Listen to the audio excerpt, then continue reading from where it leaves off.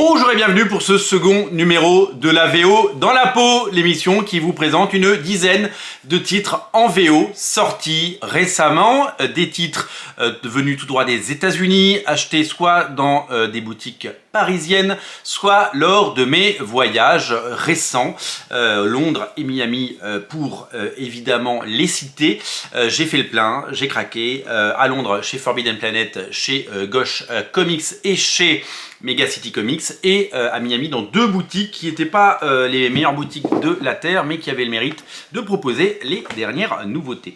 Qu'est-ce que j'ai pu acquérir pendant ces sorties, pendant ces moments de plaisir, puisque aller dans des boutiques de comics en Angleterre ou aux États-Unis, ça reste pour moi un plaisir complètement incroyable. Il y a une excitation folle d'aller chercher les nouveautés et d'aller fouiller dans les bacs et de ramener peut-être des éditions un peu sympas. On va commencer par Marvel Comics avec deux comics que j'ai pu glaner ces dernières semaines. Donc celui-là je l'ai acheté la semaine dernière à Londres, enfin une dizaine de jours à Londres maintenant. C'est le premier numéro de Gods. Alors ce n'est pas la couverture classique, c'est la couverture variante de Peach Momoko. Je l'ai pris parce que je la trouvais très jolie. Je trouve que Peach Momoko fait des très jolies couvertures. J'ai été moins fasciné par ses comics à elle. Et je viens d'apprendre ce week-end qu'elle va faire les Ultimate X-Men, scénario et dessin. On verra ce que ça donne, ce sera peut-être très joli. Voilà, c'est très différent de ce que nous ont proposé Mark Millar et Adam Kubert il y a 20 ans.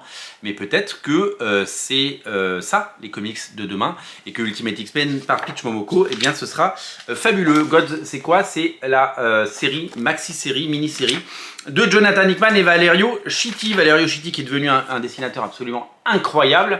Jonathan Hickman qui continue de forger pas à pas. Avant il créait la rareté, maintenant plus du tout. Après avoir fait les X-Men, après avoir fait, donc les X-Men bien sûr, après avoir fait les Avengers, avant de refaire Ultimate Spider-Man, il nous fait une série qui s'appelle Gods, et donc qui va mêler, voilà, c'est un peu une série en marge de l'univers Marvel, avec des personnages un peu second couteau, mais en tout cas c'est très très joli. Et alors je l'ai pas encore lu, mais j'ai hâte de le lire et de le découvrir parce que ça a plus qu'attiré mon regard. Ça c'est sorti il y a quelques semaines, mais je voulais vous le montrer. C'est la nouvelle série d'Ardeville. Nouvelle relance, Chip Zdarsky est parti, Marco Keketo aussi, parce que Marco Keketo il va faire Ultimate Spider-Man. Alors je vais pas vous spoiler, pas vous spoiler. Qu'est-ce que je peux pas vous spoiler? Ça va être compliqué de pas vous spoiler. Voilà, montrez-vous cette page pour pas vous spoiler. C'est Saladin Ahmed qui scénarise et c'est Aaron Kuder. Ça je l'ai acheté à Paris il y a quelques semaines et voilà, la couverture de John Romita Jr. m'a fait plaisir.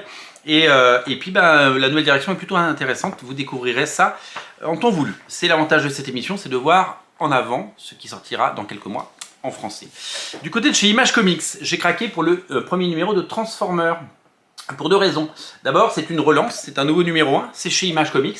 C'est aussi chez Skybound Comics. Regardez le logo, on ne connaît même plus le logo Image Comics. Image, c'est marqué là, et Skybound, c'est marqué là.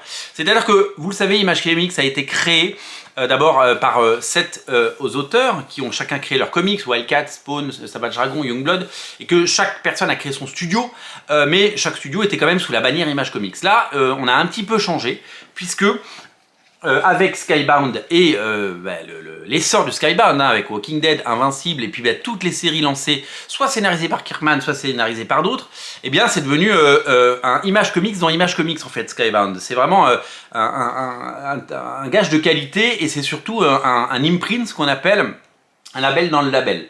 On a découvert ce week-end avec, vous le savez, la signature de Rick Remender chez Image Comics, parce qu'il avait été évidemment sollicité, dragué par Marvel et DC, que son label, Giant Generator, c'est ça, va devenir un vrai label. C'est-à-dire que tout comme Skybound, là il y aura marqué Giant Generator, et puis il y a plein de séries, il y a 3 séries qui ont été annoncées, et puis plein d'auteurs pour 2024. Il y a notamment une nouvelle série avec Bengal qui a été lancée, et puis Rick Remender va lancer plein de nouveaux concepts et plein de nouveaux comics. On a appris que Jeff Jones allait faire la même chose avec Ghost Machine. Il y aura le label Ghost Machine, et en fait Image Comics va vraiment devenir un agrégateur d'imprint dans lesquels les auteurs pourront s'exprimer. De plus en plus, c'est compliqué, vous le savez, pour les auteurs indépendants. De plus en plus, Marvel n'attire plus les grandes stars et les grands auteurs parce que ils payent mal et parce qu'ils payent pas de droits. Et devenir maître de son destin d'une série qui peut devenir un jour un film ou une série télé et d'obtenir les droits et d'espérer en vendre sur le marché européen, notamment le marché français, eh bien c'est une belle promesse. Skybound, ils ont récupéré les licences Hasbro, et notamment Transformers, et puis G.I. Joe. Et ils ont demandé à quelqu'un que vous connaissez, puisque c'est Daniel Warren Johnson, le fantastique dessinateur de Do Powerbomb et du Wonder Woman Wrong Earth. C'est lui qui fait la relance des Transformers. Eh ben, c'est super efficace, c'est super chouette, c'est super frais. Donc je pense que on découvrira ça dans les prochains mois en version française. Peut-être pas chez Vestron, qui peut-être n'aura pas mais certainement chez Delcourt, parce que Delcourt a des rapports privilégiés. Il y a plein d'autres séries qui vont sortir sur G.I. Joe. Voilà, donc ils vont vraiment tout relancer. La licence était avant chez IDW, maintenant elle est chez Skybound, et donc sous label Image Comics. Du côté de Spawn, j'ai acheté cette semaine le Spawn Scorch numéro 22. Magnifique. Alors il y a une autre couverture qui est magnifique. Ça c'est la couverture de Mike Deodato Jr. Mais il y a Kyle Gnu qui a fait une autre couverture magnifique et j'aimerais bien la trouver. Donc je passerai cette semaine dans une boutique parisienne pour essayer de la trouver. C'est très joli. C'est Steven Segovia qui dessine et moi j'ai beaucoup d'affection pour les 4 séries Spawn, vous le savez. Et du coup je vous montre les derniers numéros sortis sur chaque série que j'ai depuis quelques jours maintenant. Il y a Spawn, on en est au 345. C'est toujours Carlo Barberi qui dessine. Alors Carlo Barberi, il va quitter Spawn au numéro 350 et il va passer sur Gunslinger Spawn. Et sur Gunslinger Spawn, ça c'est le numéro 24. Et bien actuellement au dessin c'est Brett Booth, et Brett Booth va passer sur Spawn, c'est-à-dire qu'ils vont intervertir, et Brett Booth, la mégastar, va être le dessinateur de la série Number One, Spawn évidemment. Et King Spawn, magnifique couverture, je crois que c'est justement le dessinateur Kyle Gnu qui dessine, j'adore ce dessinateur, un dessinateur incroyable. On en est au 26, donc 26, 24, 345 pour la série Spawn et 22 pour Scorch. Les 4 séries Spawn continuent. Avant l'arrivée, on l'espère. Il devait y avoir des annonces à San Diego, à New York. J'ai pas vu passer les annonces à l'heure où j'enregistre. Peut-être que on les découvrira. Chez Boom Studio, j'ai pris le premier numéro de la nouvelle série de Ramvi et Felipe Andrade. Ça s'appelle Rare Flavor. C'est très très différent de ce qu'ils ont fait sur la LA Star. Le premier numéro très attendu de leur nouvelle série. Faut savoir qu'un premier numéro comme ça maintenant ça coûte 4,99 voilà, donc c'est un comics tout fin, mais c'est très joli et je suis très content de retrouver des auteurs de la LA Star. Et du coup, quand j'étais à Londres, j'ai craqué pour ça. Mais les LA Star, je l'ai déjà. J'ai déjà les LA Star, j'ai déjà chez Urban, mais chez Boom ils ont fait une belle édition. Ça coûte super cher, hein, ça coûte 30 balles. Vous rendez-vous compte qu'en France on a une édition beaucoup moins chère. Et regardez, je l'ai pris chez Forbidden Planet et c'est pourquoi je l'ai pris parce que c'est signé. C'est signé par Ramvi. Voilà, je me suis offert une édition signée parce que j'avais envie d'avoir une édition signée. Tout simplement. Chez Ablaze, peut-être un éditeur que vous ne connaissez pas, voilà leur logo. Eh bien, je me suis pris le Senseiya tome 1 parce que j'ai craqué. Voilà, je me suis dit, putain, ils ont Senseiya comme nous. Le Senseiya de Jérôme Alquier en version américaine, eh ben, je l'ai pris parce que je me suis fait un petit plaisir. Voilà, j'ai voulu craquer, ça coûte 3,99. J'ai craqué chez Boom Studio toujours.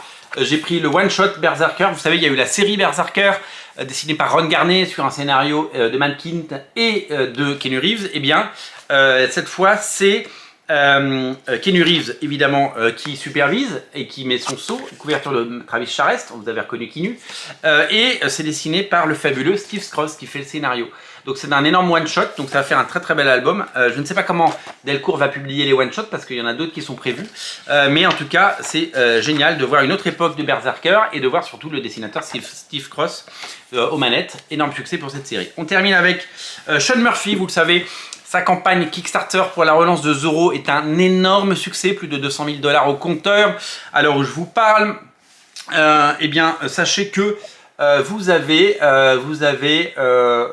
sa série précédente que Urban a déjà sortie qui s'appelle Plot Hole, qui avait elle-même été financée sur Kickstarter mais qui n'était jamais sortie en single. eh ben, j'ai craqué pour le single.